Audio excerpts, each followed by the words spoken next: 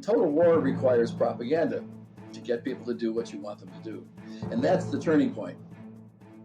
Welcome to Journalism History, a podcast that rips out the pages of your history books to re-examine the stories you thought you knew and the ones you were never told. I'm Terry Finneman, and I research media coverage of women in politics. And I'm Nick Hirshon, and I research the history of New York sports media.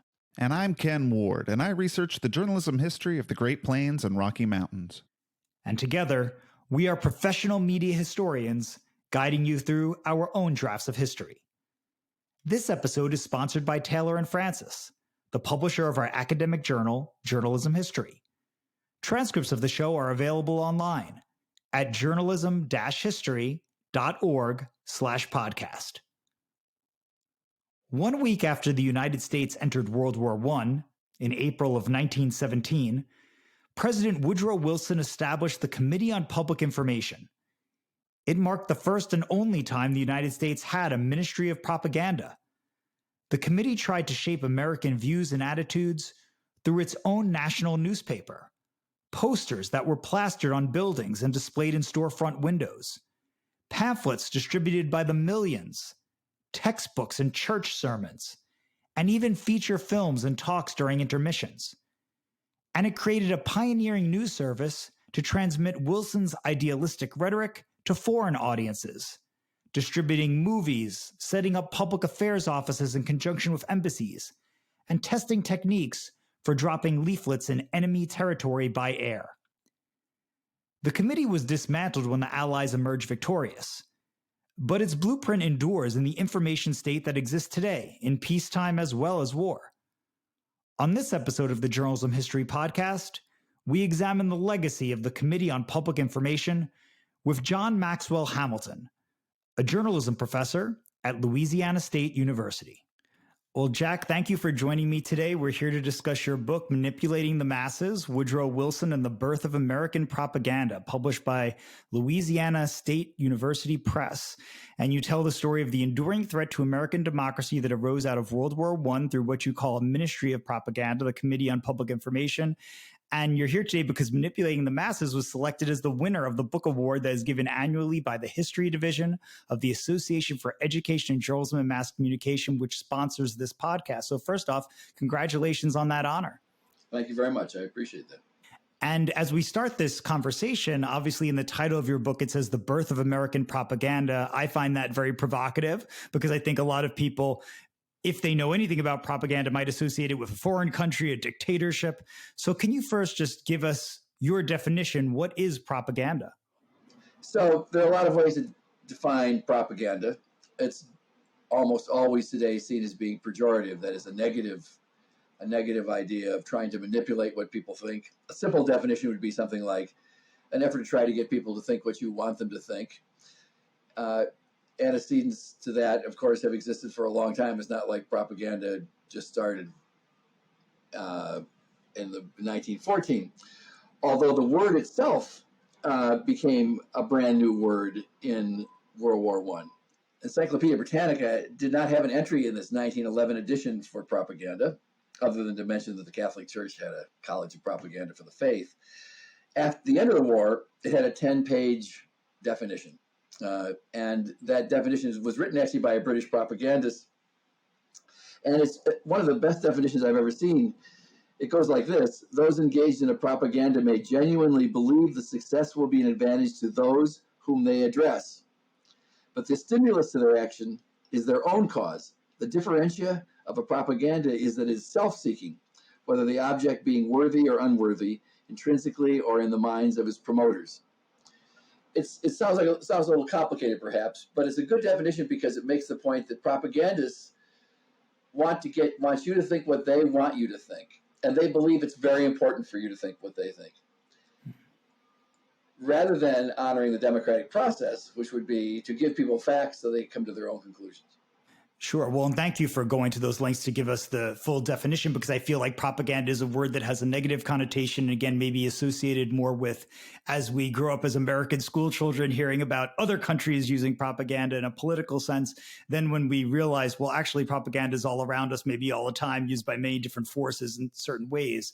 And I want to start by, in your book, you mentioned the legacy of propaganda before World War I, at least a little bit, how politicians were preoccupied with public opinion since the beginning of the democratic experiment in the United States, and presidents had occasionally taken direct action to curb unwanted news and views. In 1798, John Adams signed the Sedition Acts to criminalize any expression that brought the United States, the president, or Congress into, quote, contempt or disrepute. And during the Civil War, Abraham Lincoln authorized the Secretary of War to take control of the telegraphs and stop news stories. In the run-up to the Spanish-American War, William McKinley sought to better manage the press by increasing the number of White House news releases. So what can you tell us about these efforts to stifle political speech in this country before Woodrow Wilson? So a couple of things that need to be said there, Nick. First of all, propaganda has two parts to it. One part is the provision of information, the things you want people to know, and the other is the suppression of information, things you don't want them to know, because if they know it, they might not think what you want them to think. In other words, you don't want them to have inconvenient information that is inconvenient from your point of view as the propagandist. There's always been propaganda. Every time a king put on an ermine robe, they were conducting propaganda because they were adding luster and authority to their own words and actions. So that's not a new concept, even if the word didn't exist before. What changes in 1914 is that we had, with World War I, is that we had pervasive, systematic propaganda for the first time, where it was truly institutionalized. Now, this would have happened without the war eventually for a couple of reasons. First of all, the rise of mass media meant that all of a sudden people could come up with ideas of their own, and governments had to interact with that or react to that by finding ways to use those communication mechanisms to get people to think what they wanted them to think. And of course, all politicians are engaged in persuasion. That goes with the job, and it's actually a good thing, not a bad thing. But there are many pernicious ways of using information or subverting the mass media. But the mass media existed already, and that made it inevitable we would have propaganda, systematic, pervasive propaganda, as I call it. The war accelerated the process because now we had a total war in which everybody in the country, in these countries involved, had to be mobilized. And the state became much bigger in World War I in all countries. You know, it started worrying about when a soldier was wounded, and millions were, who would take care of them? Would the state take care of them? They had to make sure that they could make adequate armaments. They had to make sure people were conserving food or signing up for the conscription. So it was, and this is not my term, it's a common term to use for World War I, it was total war. And total war requires propaganda to get people to do what you want them to do. And that's the turning point. Not that there wasn't anything before that resembled propaganda, but that all of a sudden it was happening on a scale that was unprecedented.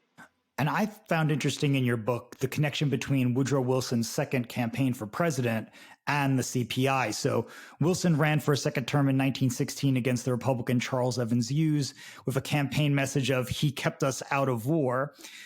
Kind of ironic because then Wilson's going to get into war shortly into his second term, but he won by a slim majority in the Electoral College by sweeping the solid South and winning several swing states by small margins.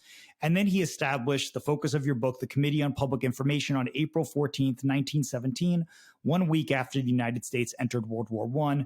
It was to be composed by the Secretary of State, Secretary of War, Secretary of the Navy, and a civilian who would have, quote, executive direction of that committee. The initial concern with the committee was to censor news that could compromise military action, but Congress had not passed any laws governing that. No one had spelled out what information that committee would provide.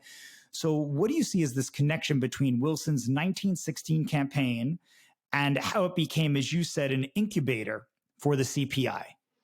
This question is a good one for people who are historians, because it raises and it's a good example of what you should do as a good journalist or a good historian. Actually, I think of myself as a journalist who uses historians' techniques. So my initial idea was that the phrase "he kept us out of war" was cynical. It was a good example of over-the-top propaganda. And so I wanted to check it out. And when I did that, I found an unpublished memoir in a large stash of papers that belonged to Robert Woolley, who headed the Democratic National Committee Publicity Bureau. And as I began to read, I realized that there wasn't that phrase wasn't being used cynically by Wilson. He actually hoped that we wouldn't get into war.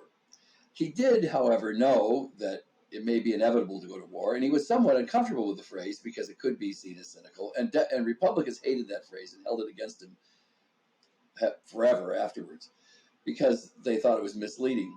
But it turned out to be a little bit more complex. You know, in today's age where everybody tries to find the worst thing about their opponent and know gradations, it doesn't really fit the bill as an utterly cynical effort. But what did come out of it, as I learned, was that the Committee on Public Information was really a function of, or grew out of, the Democratic National Committee Publicity Bureau. And that's very interesting to me because it revealed some important aspects of propaganda. The first is that you could argue, I believe, that Robert Woolley actually carried the day for Wilson. You can't pick any one factor. I mean, you could even argue that Charles Evans Hughes, who was Wilson's adversary in that campaign, lost because he had a beard. There's never been a candidate with a beard ever since. And, you know, if Hughes had actually shaken the hand of the governor of California, he probably would have, and he forgot to do it. He didn't do it because he was badly managed when he was in California. If he had shaken that guy's hand, Hiram Johnson, he probably would have gotten the 3,000 more votes he needed in California. He would have been president. But Woolley is very important to the Democratic National Committee, and it was the best campaign that had ever been run from a publicity point of view up to that time. And there were some new techniques that were used, but it was also just very clever and systematic use of the information tools they had. And in addition to that, a number of the people who worked in the campaign, in the Publicity Bureau, went on to be people who were in the CPI. The number 2 person in the campaign was George Creel, and he went on to be the head of the Committee on Public Information. So what comes out of this is both an understanding of the evolution of the Committee on Public Information, where it comes from and its antecedents, but also a second point, and that is that political campaigns and governing have something very much in common. How one runs for office often translates into how they govern when they are in office. You can look at that today with Obama. He's the president, was the first president to use social media. And then what does he do? He sets up a social media office that's bigger than the press office, had 24 or 25 people. More people than were in his own press office when he becomes president. You look at Donald Trump, he's a Twitter president.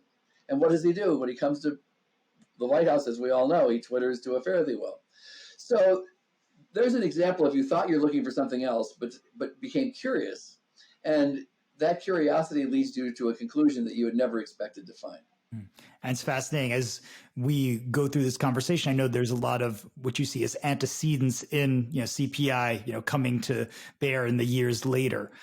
So as we get into some of the men and women who were chosen to run CPI, and it's interesting, the women here, the civilian chairman was a man named George Creel, who you describe as energetic and creative, impulsive and mercurial. And you say that before Washington pundits had coined the term spin, they referred to it as creeling. And I thought that was fun. And you mentioned some of his failures in the book. For example, he had insisted that the CPI be in charge of field propaganda against enemy military forces and then failed to mount a serious effort.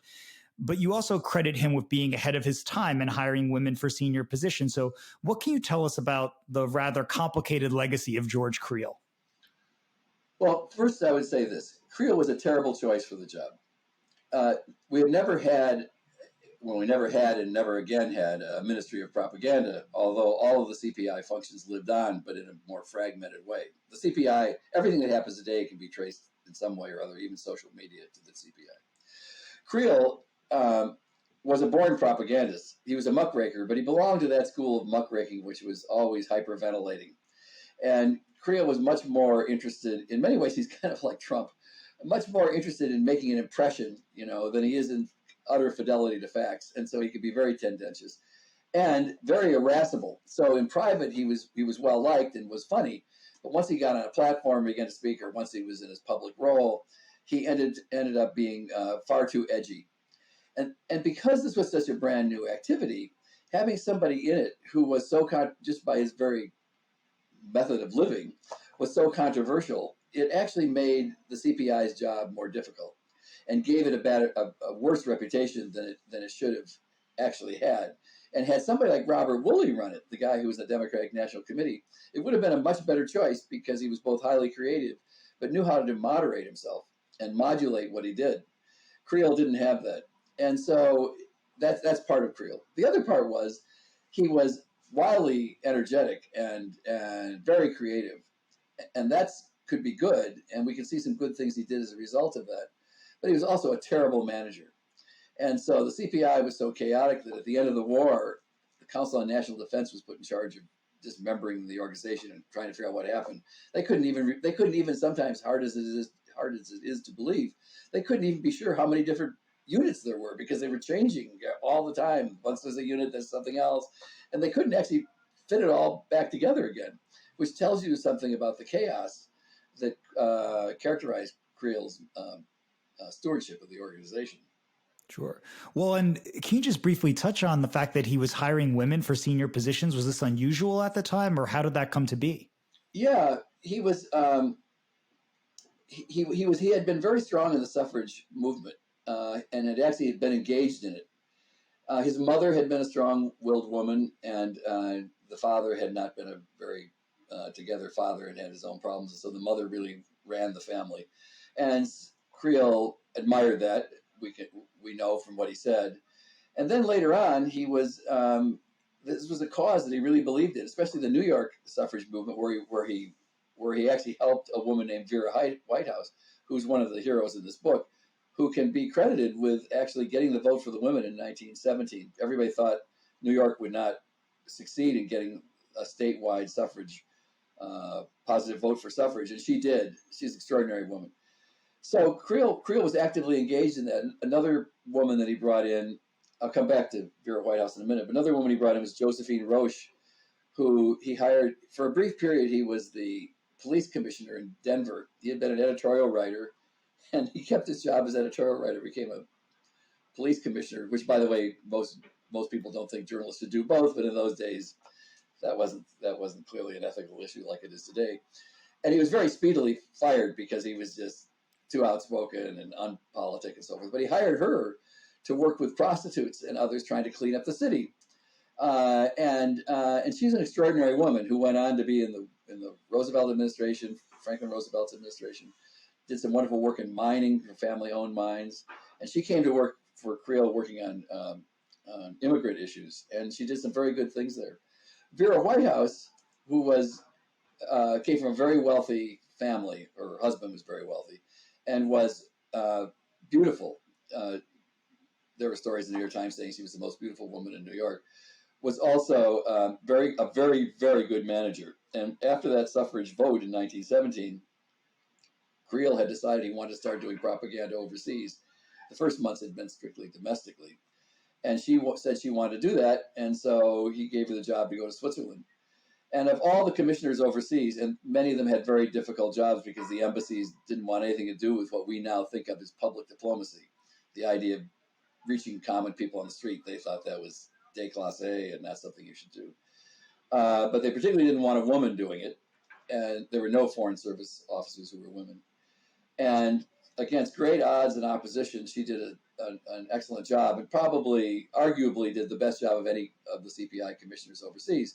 And to Creel's credit, even though this process overseas was exceptionally poorly managed, I mean, it probably has reached the point of his worst management area was the overseas stuff. He could be credited with inventing public diplomacy, and that's an achievement. It's pretty incredible. And I know you've been getting into some of the personalities that you've included in the book. Another member of CPI that might be familiar to listeners of this podcast was Edward Bernays, who's often considered the father of public relations. I know you don't spend a lot of time on him in the book, but I did want to mention that we covered his career extensively in episode 51 with Shelley Spector of the Museum of Public Relations. And in Manipulating the Masses, you describe how Bernays saw the CPI as, quote, a pioneer effort with trial and error, with much fumbling. And you've kind of given us that impression right now about some of the inconsistencies of George Creel, but any nuggets that you could tell us about Bernays and the CPI? Well, yeah, maybe two things. First of all, Bernays had fallen into that category of PR person that was more like a theater publicist, coming up with stunts to get somebody to go to the theater. And the experience of World War I, he came out the other end of that much more oriented toward what we would call today public relations. And as many people who are listening to this podcast know, he's credited with inventing the term public relations, or public relations council. I mean, there's different ways he said it. And he didn't have that big a job in the CPI. He's remembered because, of course, he became so important later, and he wrote a lot about it. But he wasn't the most significant person in the CPI by any means. But the second thing I would say is there were a number of people who worked in the CPI who are today remembered as the pioneers of public relations. And Ivy Lee didn't work in the CPI, but he worked with the CPI. He was at the Red Cross. Carl Bayer, who is one of the big names in public relations, had a very senior job in the Committee on Public Information. And there were others. And in fact, there was a study done, or a little survey done in 1970 by a public relations magazine, and they picked 10 people who were pioneers. Now, this would have been 50 years after the CPI existed, and half the people they mentioned were people who were pioneers, were from the CPI. And the others were all people who hadn't even been alive when the war went on. So in other words, those people were really memorable in the next 3 or 4 generations of PR people who came along, who were leaders. That was their prominence, and they're quite interesting. Carl Bayer being perhaps maybe the most interesting, simply because he was both creative and engaged in activities that were questionable as far as ethical standards go. One of them being using front organizations that pretended to be grassroots but were really run by the CPI. Wow. Well, and this speaks to the far-ranging impact, as you argue in the book, of the CPI, right? Ranging from the public relations impact long-term in government, propaganda, journalism. We're going to get into all of that. Let's get into some of the work of the CPI itself. So it had some traditional forms of propaganda, as I think a lot of us might initially define it. A national newspaper named the Official Bulletin. It spread its messages through articles, cartoons, and advertisements in newspapers and magazines.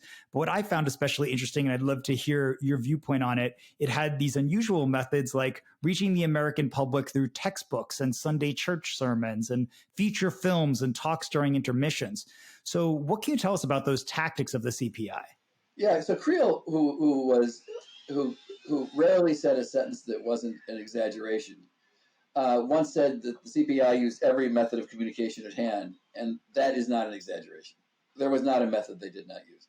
They even used Boy Scouts to hand things out, or to make little publications they give to traveling salesmen that they could hand out. It was, they were very creative, and they designed publications that were the size of your pocket, so you could put in your back pocket. I mean, they were very, very good at that. And they had a very strong educational unit run by a guy named Guy Stanton Ford, who later went on to be the president of the University of Minnesota, and brought into the CPI the services of some of the leading scholars in the United States. Many of them were historians, but they were also sociologists and economists and so forth, political scientists. And a lot of what they wrote was tendentious and scholarly questionable because they were so biased. And then the other organization you just mentioned was, and they had it for school kids too, right? I mean, they had another division for K through 12, and then they had an exercise, an endeavor that is quite remarkable called the 4 Minute Men. And these were people who got up in the middle of movies. In those days, films were changed. It took several minutes to change the films. And the 4 Minute Men, individual 4 Minute Men in communities around the country, would get up and give a speech. What made this remarkable is it looked like a grassroots activity. Here you've got, your local lawyer or your local mayor or your local important attorney or your head of a large real estate company who gets up, your neighbor, and gives a talk. And it's your neighbor talking to you, which of course has much more credibility. We think, oh, what do journalists say about something? But a lot of times what people think is what they learned at Sunday school when the preacher says something, because that's somebody you really know and trust. And so these local people got up and spoke, but they were very scripted from Washington. every week they had a different topic. The topic was decided in Washington. They were given speeches that were told, or not speech topics, but outlines. You didn't have to follow the outline or even give the speeches, the canned speeches they had, but you were expected to be stay to the idea of the script and be very careful about what you said, not deviate, not go beyond 4 minutes. And they were monitored. And so it looked like it was grassroots, but it was, as I say, managed from afar. And not to make too much of it, but it kind of worked like communist cells, where you have these people all over who are doing their work, but don't have a lot of freedom of activity. They're all synchronized. And I mean, I just for the fun of it, I got on a plane one weekend and went to Nashville, Tennessee. I wanted to see the Nashville, Tennessee file on the 4 Minute Men. I thought that could be interesting. I mean, it gives you some idea of how I did the research too. Just get I wondered what about that? Well, it was a very productive trip. It was a very small file, but in it was a letter from the Committee on Public Information to the head of the to the 4 Minute Men in Tennessee. And there would be a head in Tennessee, and then various cities would have their own subheads, and they would have meetings with their 4 Minute Men. And this was a script of how they were supposed to operate when the 4 Minute Men heads met with their staff or their speakers. And it said something like 10:30, start the meeting, 10:34, say this, 10:48, say that. I mean, it was scripted right down to the minute of what they were supposed to do in these meetings. Maybe they didn't exactly follow that, but the point was they were given lots of direction. And so it was a very effective technique. And at the end of the war, as astonishing as it may seem, there were 75,000 4 Minute Men. Now, some gave one speech, but many gave 200. So it was, 200 is not too big a number, actually, but many gave 100. It's probably a fairer number. Well, I think that part of it is incredible because usually, at least my education of propaganda was more thinking of traditional vehicles like television, radio, newspapers.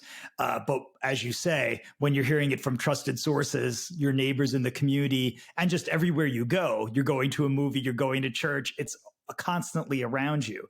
It's a real new level of propaganda. So I'm glad that you described that for us.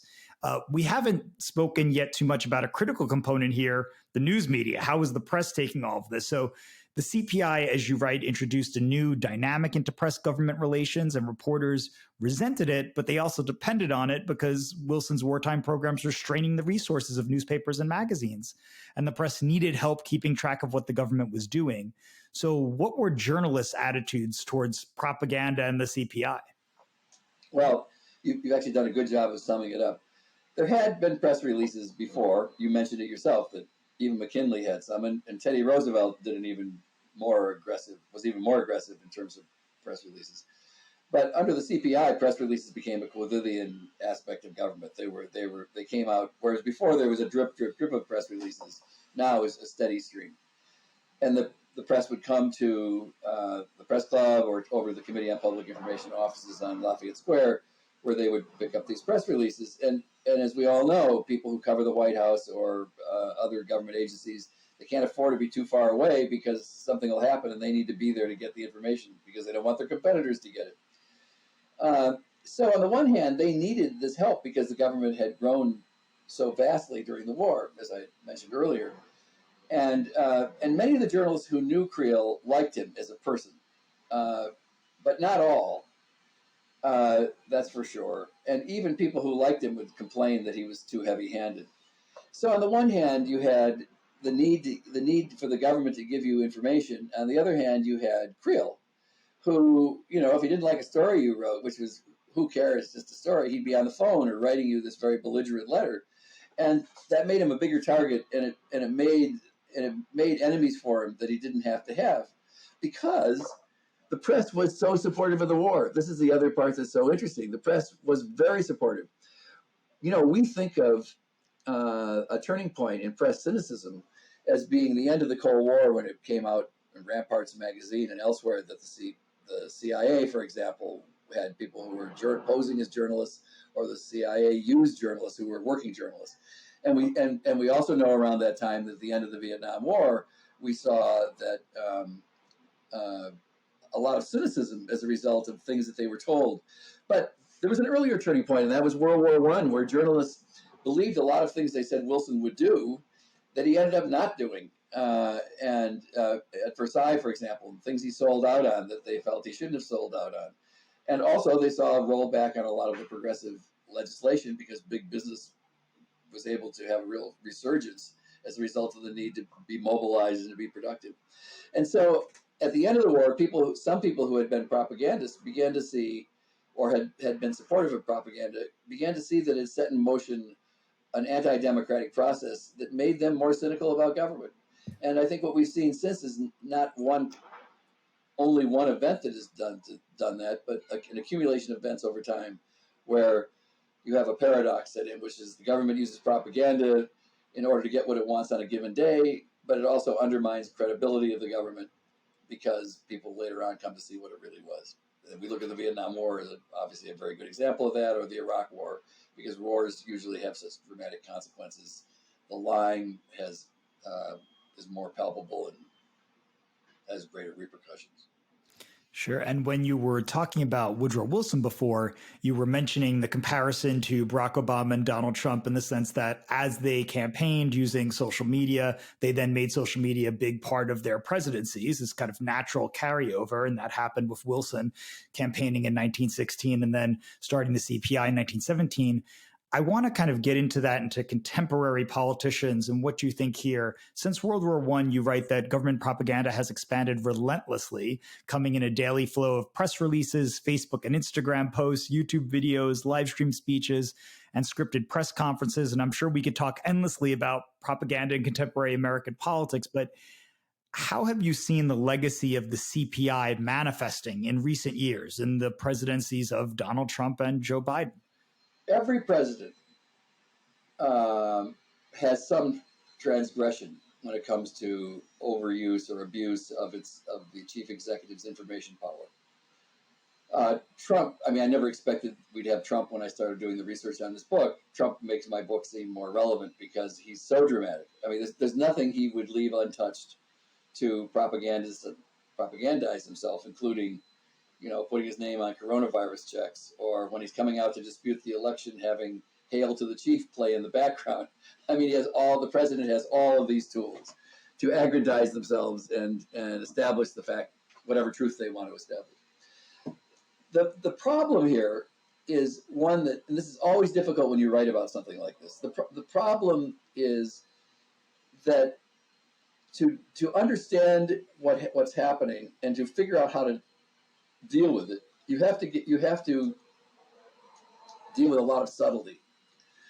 And in fact, it's difficult to think of a problem that's more difficult to unravel than this one. So I'm going to take a moment to try to explain it, because one of the reasons I wanted to write this book was to show the difficulties of dealing with propaganda in a democracy.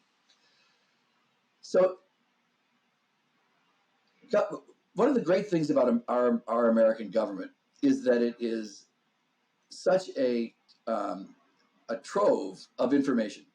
We can find out information on all kinds of things, not just the weather reports and trade statistics. But if you're really interested in fishing on a river, in some place in the United States, somebody's taking the temperature of that water, and there's all kinds of reports that are put out. It's mind-boggling. I never really use that word much, but in this case, it is. Our government turns out vast quantities of information. Some of it's basic stuff like traffic statistics, traffic accidents in a given year, but also some of it's more complex, dealing with scientific studies and dealing with health, and as we now know from the coronavirus pandemic. That's a very important thing in a democracy. Alexander Hamilton, one of the first things he did when he became Treasury of the Secretary is he started figuring out how many ships came into port, and he was measuring what products came in, and that became a very important source of information for business people. And his bureaucracy, by the way, was by far the largest in the federal government, because economics is a place where you want to get data. So that's good. The second thing that deals with government, second aspect of this, is that you want your presidents to actually argue for their point of view. You have an agenda. You want to argue for it. You want to provide the best case you can make for it. That could be called, in a sense, propaganda. You are, as the elected official, saying, I think we should raise the minimum wage. That's what I think we should do. And here are the reasons why I think we should do it. And you and your officials who are appointed are entitled to go do that, to make that case. But here's when it gets to be complicated.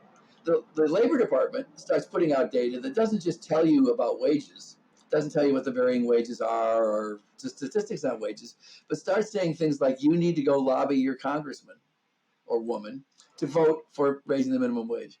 So effectively, we're using the government information apparatus, which has grown exponentially, to tell taxpayers, use taxpayers' money to tell them what to think. And there's something wrong with that. The problem is, how do you fence this back? In other words, how do you draw the line? Right now, for example, just to give you one law, you're not allowed to use the government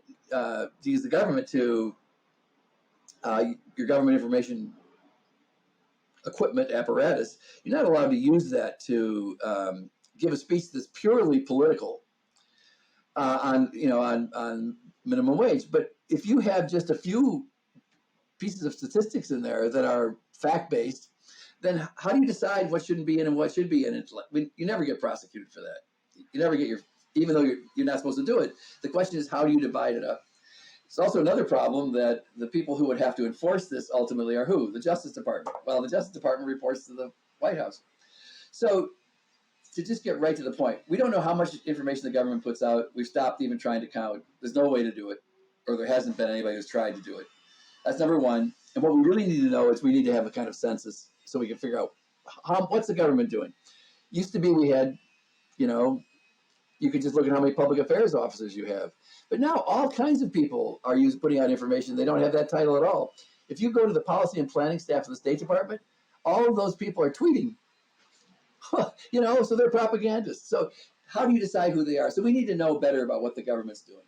And then we need to do a better job of having some rules of the road of what's okay and what's not. And maybe we need an outside group to help monitor this. We certainly need better laws. But we also need something else. And this is sadly absent right now from our government. And that other thing we need statespeople who look at principle as opposed to merely promoting their own point of view. So, to use an example, when a president abuses their propaganda power, as say Obama probably did in selling the Iraq deal, because he did some things that were controversial on social media, the Republicans get very upset. But then when the Republicans do something as their president, the Democrats get upset. But nobody gets upset over the principle of it. And this is a problem. So Republicans get upset when the Obama administration goes after Fox News, and then we get upset, when the Trump administration goes after the New York Times. Somewhere along the line, we need to look at we need to respect the democratic process for what it is. Not that we get the outcome we want, but that we respect and privilege the process. Because in the end, government will have more credibility, and that's what propaganda erodes. Well, as we wrap up today's episode, I'd like to end with a question that we ask all of our guests on this podcast. We're titled Journalism History. Why does journalism history matter? So there's a question that, does history matter? And if we have to make a case for that, we probably won't be able to, because either you understand why history matters or not. It's not true that past is prologue. That's bullshit. Because history doesn't always play out exactly the same way, but you do learn some principles, and you do understand how your society evolves as a result of history, and it gives you greater perspective on what happens today. Journalism history matters for the same reason, only it's about journalism. We need to know how people know. In fact, I always talk, our school is very good at media and politics, and the Manship School of Mass Communication at LSU, and I always argue that we're not interested in journalism, and we're not interested in politics. We're interested in what people know and how they know it, and how do we improve what they know. That's the goal. And I think the Committee on Public Information story is one that helps us think about the obligations to live up to that and what can get in the way of it, and maybe help us think about what we can do to fix it. Well said. Well, Thank you again, Jack, for joining us. The book, again, is Manipulating the Masses, Woodrow Wilson and the Birth of American Propaganda. The author is John Maxwell Hamilton. Jack, thank you for being here on the Journalism History Podcast. Thank you very much for having me. I appreciate it. Thanks for tuning in, and additional thanks to our sponsor, Taylor & Francis. Be sure to subscribe to our podcast. You can also follow us on Twitter at JHistoryJournal. Until next time, I'm your host, Nick Hirshon, signing off with the words of Edward R. Murrow. Good night and good luck.